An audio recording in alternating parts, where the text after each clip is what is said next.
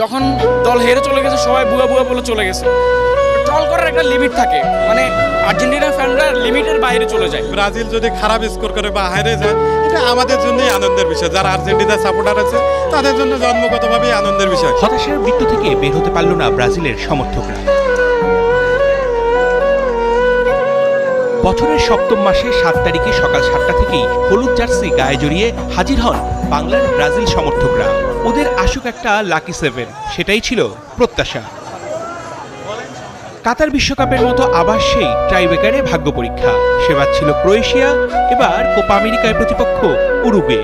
ব্রাজিলের একটা করে মিসে বেড়েছে হতাশা, সেই সাথে সহ্য করতে হয়েছে প্রতিপক্ষের ট্রল। সামনে যারা আসবে তারা বরাবরই 7 গোল খাইছি, এই ট্রলটার শিকার বরাবরই তারা হয়। এটা আসলে কতটা পীড়া দেয়, কতটা মানসিক যন্ত্রণা দেয়, এটা আসলে বোঝার মতো না। এটা আর্জেন্টিনা ফ্যানরা কখনোই ফেস করেনি, তারা এই পেইনটা অন্তত বুঝবে না। আজকে এখানে আসছি খেলা দেখতে, যখন দল হেরে চলে গেছে সবাই বুয়া বুয়া বলে চলে গেছে। ট্রল করার একটা লিমিট থাকে, মানে আর্জেন্টিনা ফ্যানরা লিমিটের বাইরে চলে যায়। খুব খারাপ লাগতেছে, আমার কিছু বলারই নাই। আমার খুব খারাপ লাগতেছে এই হারটায়। আসলে বলার মতো ভাষা নেই।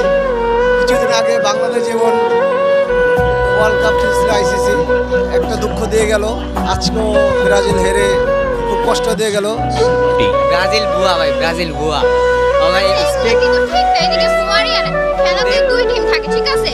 একজন যদি না হারে আরেকজন কি জিতবে, তো এরকমই খেলাতে হার জিত থাকে, এটা স্বাভাবিক।